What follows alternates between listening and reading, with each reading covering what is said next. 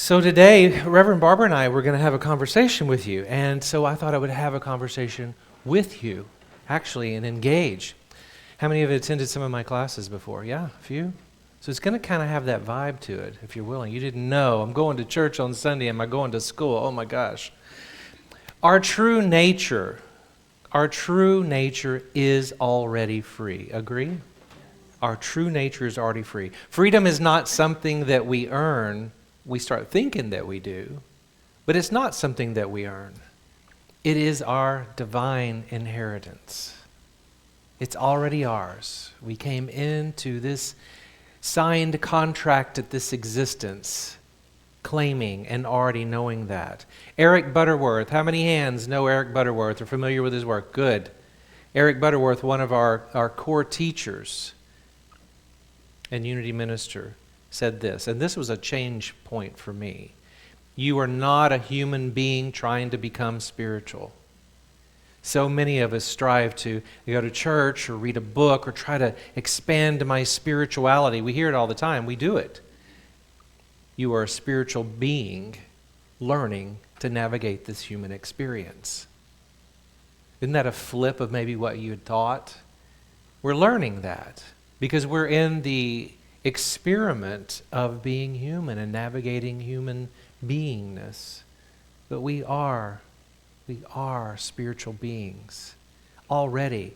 And then we start going through this time from this original blessing that we are coming from the womb, the divine creation, and as we get older we start forgetting and forgetting. So this is really about a remembering who we are, that precious divine blessing that sometimes we start to forget as adulting starts to happen. Freedom is exercised through our conscious choices. So we have to be aware of it, because the older we get, the more life experiences that we have that we want to call wisdom. Sometimes it's just more knowing stuff.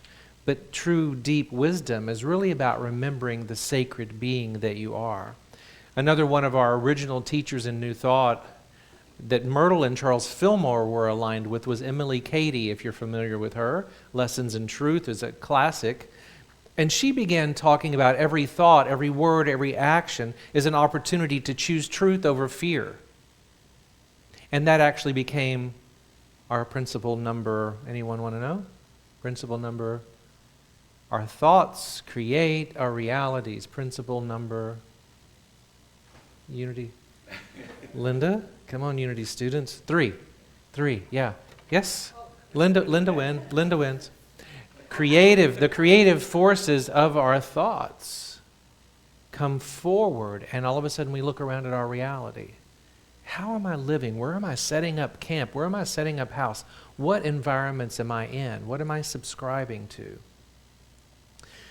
There is a metaphor, an analogy that I like to use, and I realized it this week, how important it was. And that was, how many of you are used to carrying around a backpack of some sort? Your backpack for work, or everywhere I go, I've got a backpack, a small one or a large one going on trips, but it's my stuff. You know how it is with your stuff. Anybody backpacks? Some kind of, device, something you're carrying. Maybe it's a laptop, but your backpack is carrying your stuff. And I looked at this metaphor in this way, that you show up at a party or a group of people and you've got your backpack on, you're hanging out having conversations, and suddenly someone says, you know you can take that off. You're like, oh yeah. And suddenly you're like, oh yeah, kind of free there for a minute. You know, we get in the door, we get to work where we take it off, but if you're just hanging around with a group of people and someone notices that, take it off, breathe a little easier, stand a little taller, feel that weight go away. But if we think about it, there's actually a metaphor for that, because that's really about the spiritual backpack that we carry. And sometimes we start loading it up with things, don't we? You all do. We all do. Things like, something I noticed this past week was a little bit of fear about something, a little bit of guilt from something else. There might be some resentments still lingering, some old stories about ourselves, something someone told us or we began to believe about ourselves, an old relationship that still pops up in our mind. It's like, that is so old and over, but there it pops up again. We're carrying that stuff. And unity, our New Thought teachings remind us that we are never meant to carry burdens, those stories, that stuff from our past. Because freedom begins when we choose to take it off, lay it down.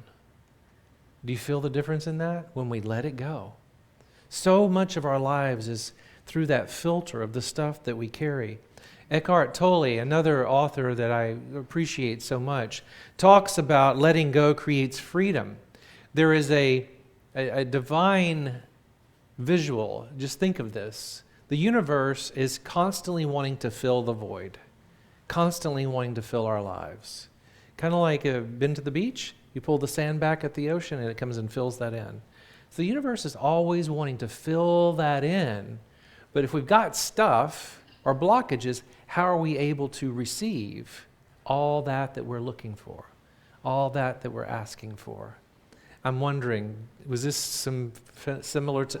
Wait, well, Sandy, you had a smirk, and I thought, is this some threads that y'all covered at A Course in Miracles this morning? Is it? It happens every time, doesn't it? There is a divine synchronicity in this building. What was a blessing? So I'm going to go a little deeper here. What was a blessing that we think of that was such a joyous time in my life? I realized this week in my learning can become a burden. Go with me on it for just a moment. I took a trip this week, had to do a maintenance run, is what I call it. So if I say, I went to the lake this week, you might go, oh, how sweet. No, it wasn't that kind of go to the lake to chill. Those of you that were here for Father's Day might remember I talked about my dad being out on the lake, and I would call it meditation, and he would call it fishing. So that's where I went. So that place has existed in my life it's about to hit its 60th anniversary. Where the house was built, the trees that I planted as a child, cedar trees that are towering now that I actually carried buckets of water to nourish them. On the forest, less people, more nature. So I have to check on that. And it used to be closer, but now that I'm in Dallas, it's a further trip. So I took the trip because it's hot. I got to check the air conditioning systems, make sure the water, there's not a limb in the yard. It's not like it's habited by people. Someone can't call you and say, hey, you should check this out. So you got to go look, see, touch, and take care of it. So I was there, and I was going through the house. And the house is basically a treasure chest of memories. Everything there has meaning. From when I learned to walk, my entire family's lives, it's all meaningful. And I started looking around at it, and I thought, something's emerging, and it's kind of like a decluttering. Although I would never have called any of it clutter, it was meaningful things. So I thought, I want to do some of this. I want to cull and kind of clear out. And there's some things you would think, you've done this before, all of you. You'll pick up a little rock that was sitting on a table, and people just think that's a rock. But you think, oh, I remember that rock because that rock story, right? Y'all know what I'm talking about. So I'm going through doing that, and I'm realizing how much of that is this blessing treasure chest of joy. And how much of it to go and take care of becomes weight, becomes a burden. So I'm driving, and I'm 5-hour trip. The boredom set in around 2 hours. And I noticed, and this metaphor was really powerful for me. This is this week, so I thought it perfect to share this story. I'm looking at the windshield of the truck. And I'm glancing in the rearview mirror as we do. And I realized, what's the difference between those two? The size difference of the windshield and the rearview mirror. Think about the size. Huge, small. They're for two different purposes. It's designed that way. Because our future, our possibilities is in the windshield, not in the rearview mirror. So I had some tears. No one noticed. A little moisture there, just going, wow, I'm traveling back to Dallas, to home. And I'm leaving behind what was home, what was so meaningful in my life. And the past is a wonderful teacher, but it was never meant to be our home. Does that resonate? It's such a teacher, such a blessing. So it's hard sometimes to take a look at what is this incredible blessing and say, but do I need to release you? Do I need to let that go? But there's nothing wrong. There's nothing upsetting. It's nothing but joy, but yet it's become somewhat of a burden. So there's a release with that, and that takes us to freedom. Have you ever done a decluttering or gotten rid of some things or some china or some things in your life or your house? And when you go through that, boy, it's something, isn't it? To let something go. But it feels really good after you've done it, doesn't it? You have more space, more room. Clean out the sock drawer lately, anybody? I don't know what happens in that drawer, but those socks grow. Anybody notice that? I didn't think I needed that many socks, and I don't know why there's just more socks. Freedom is found when we release yesterday. Stop borrowing from tomorrow's worries and become fully present in the now moment. This is the moment, right here and right now. We were all by divine appointment that we're here on this Sunday in this moment right now, and this story that occurred for me this week, that I'm looking at these two extremes of this windshield and this rear view. And I want to take us to Paul right now. Not this Paul. Paul in Scripture. Paul's like, I didn't know you were putting me on the spot right now with a microphone. Paul, classic gospel words. Now the Lord is the Spirit, and where the Spirit of the Lord is, there is freedom. Where the Spirit of the Lord is, there is freedom. Where the Spirit of the Lord is, there is freedom. If we take a look at that from Corinthians, now the Lord is the Spirit. The Lord represents our highest self. We call it in unity the Christ consciousness, the highest self. Our highest self is where Spirit dwells, not in our stuff. So where the Spirit of the Lord is, that's where we experience freedom. Plain as day in an ancient Scripture, it's as true right now as it was then. And we can become shackled and bound by our own thoughts. That goes back to principle number 3. We are co-creating our reality, but if we are bound by old thoughts, old beliefs, old systems, old fears, what are we continuing to create in our own lives? And freedom doesn't need, I know this sounds odd as I say this, a microphone and a loud voice on a stage.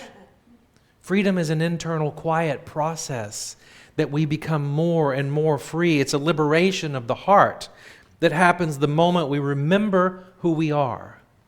Remember who you are. Divine beings, expressions of infinite Spirit of God. And also know that we're having a lot of human experiences. Yes? So I have a question for you. What would it mean to experience freedom in an internal practice? What word or words show up for you if you were regularly practicing spiritual freedom within yourself? What would it look like? What word or words would that show up as? Hands, thoughts? Marian.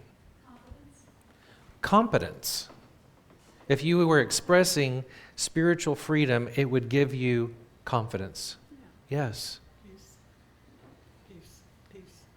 Peace. Would give you peace. Release. Paul. Serenity. George. Joy. Yes. Other thoughts? Trust. Linda said trust.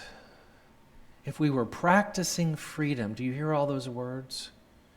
Do you have those words that you named on a moment-to-moment basis in your life right now? Sometimes, yeah. Because it's the navigating the human and the divine, right?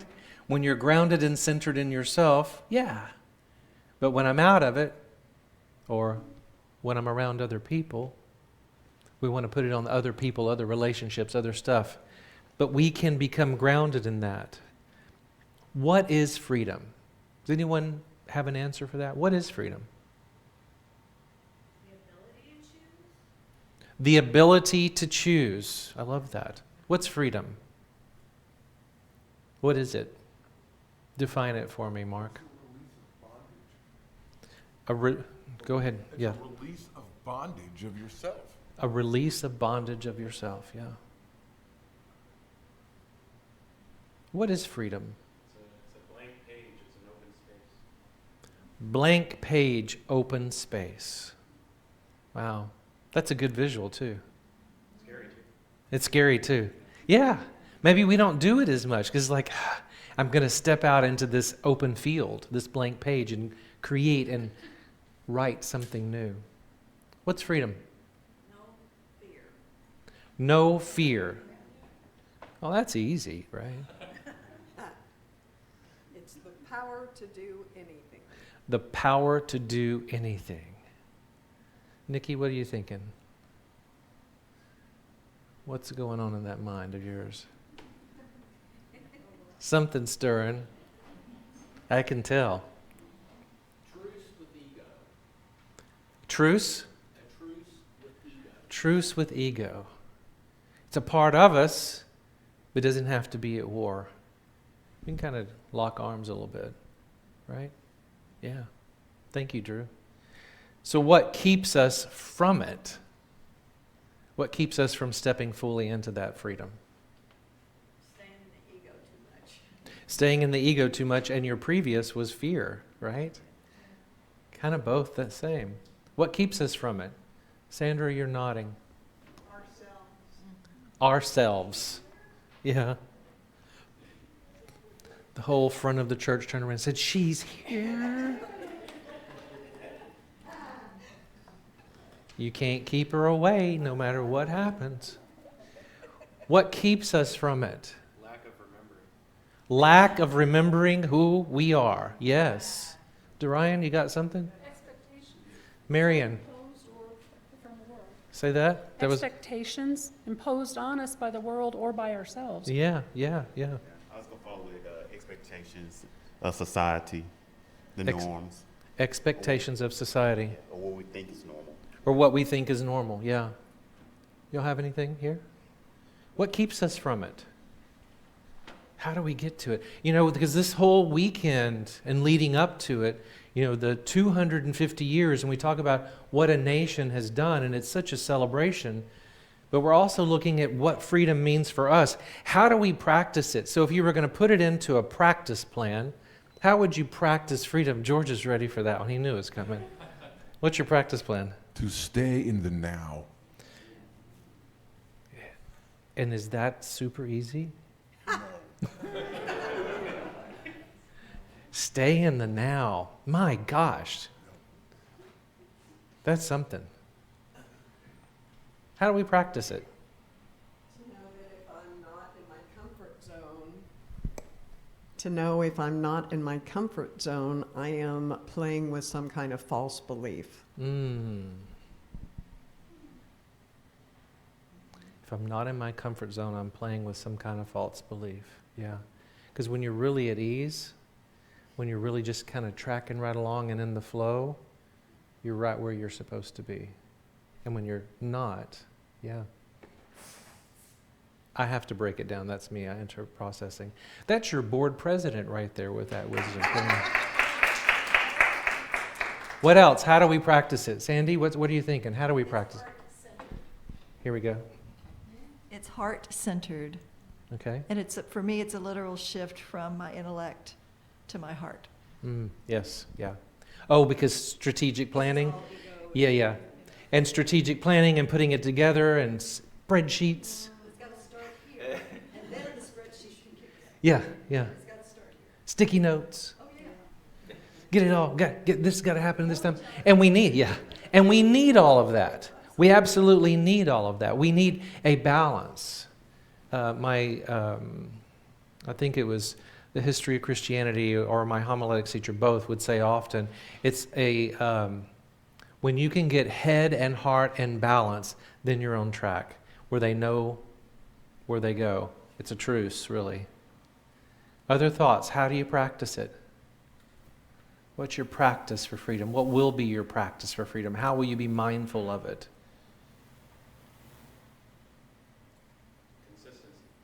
Consistency. I used to have a plaque on the wall.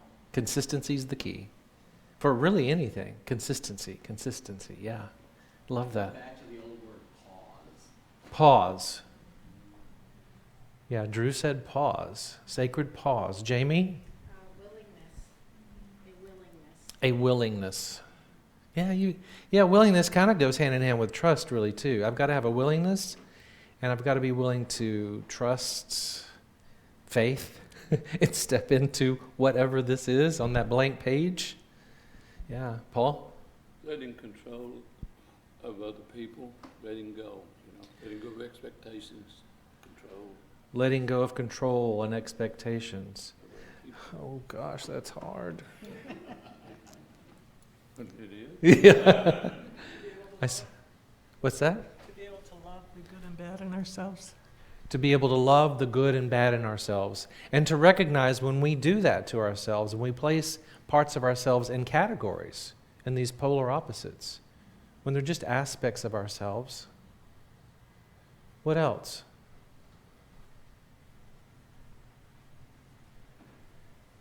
Okay, I want to hear, do you like Q&A type services? Do you like this? Okay.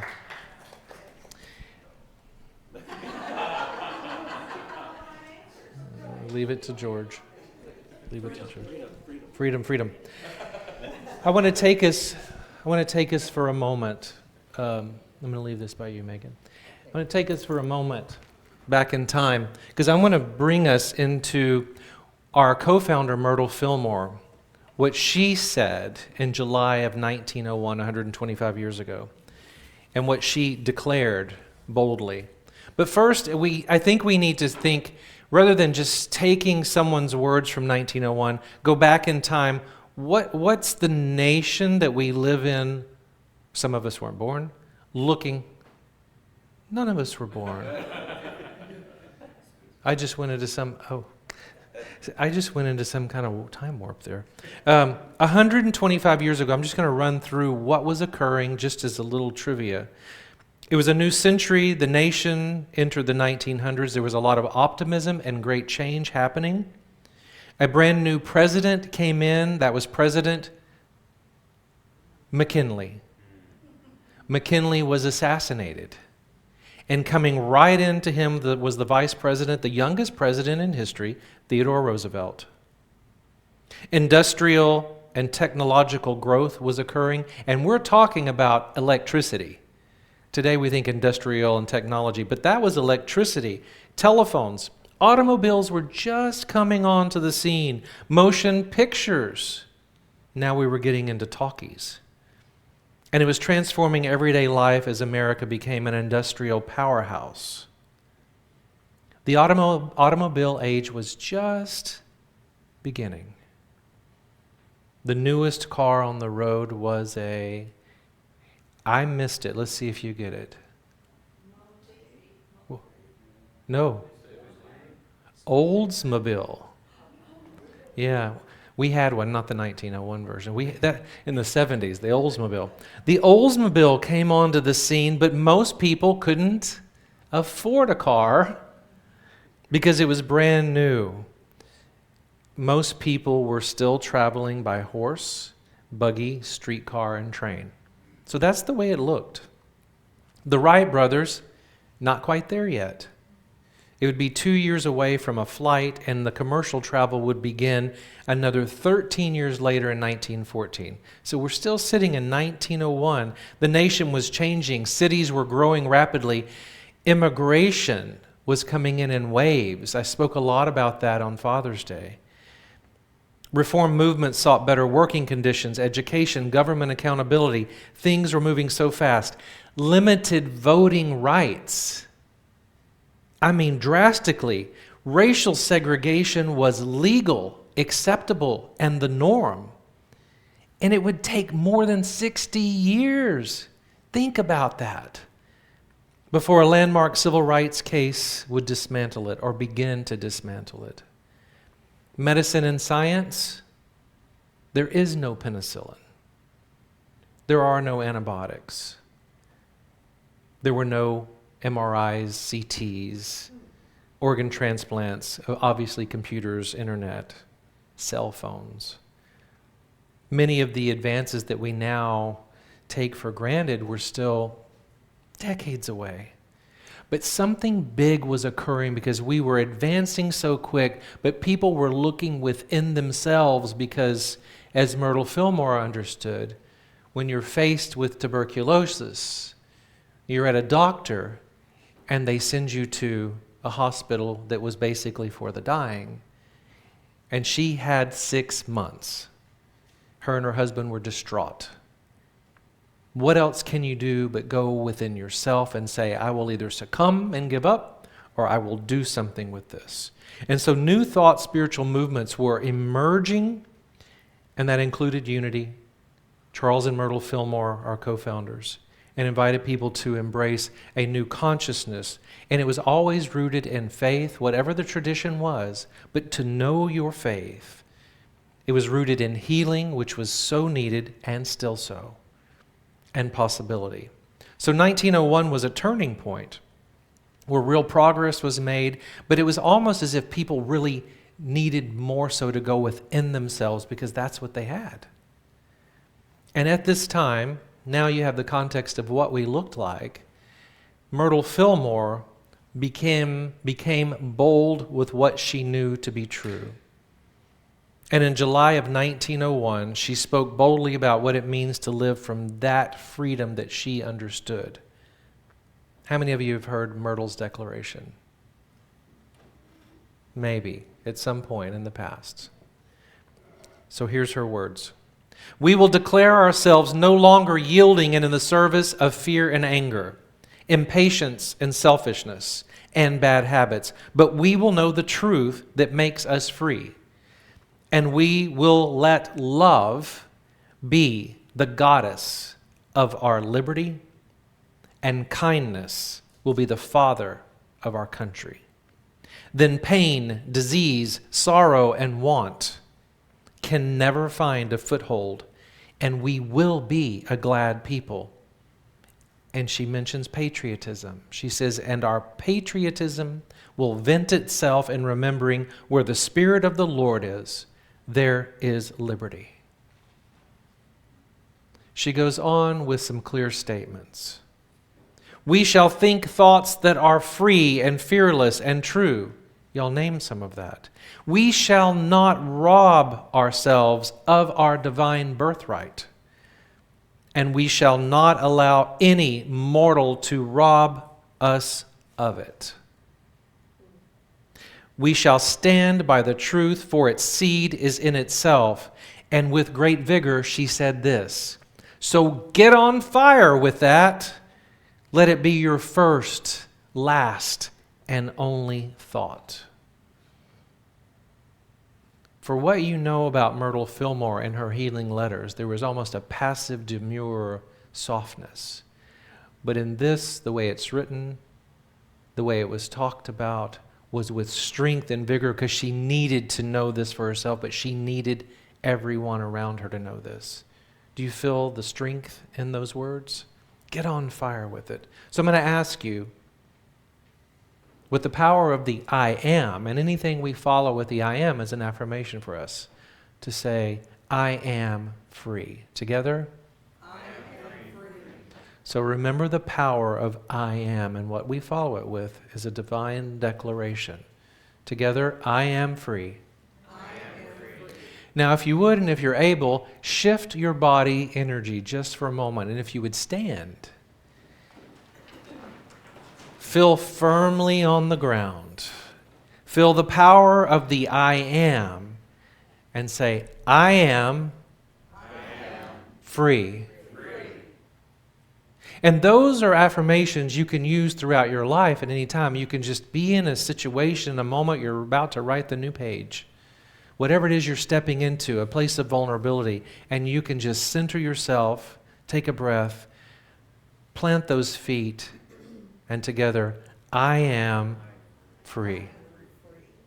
I am free. And to know that truth and to claim that truth. So freedom is not something we achieve. Not something we achieve. It's something we awaken to and remember who we truly are. So as Reverend Barbara and I were talking about this today, we were talking about traveling light. Take the backpack off. Take the stuff off. Release it and let it go. And to claim your freedom. Always remember, each one of you, this is the moment to claim that freedom in your lives and your day-to-day occurrences and your relationships and whatever you're leaning into in that next deep journey, whatever that may be, and to be free. Always remember, you're loved, you're sacred, and you matter. You are free. You may be seated.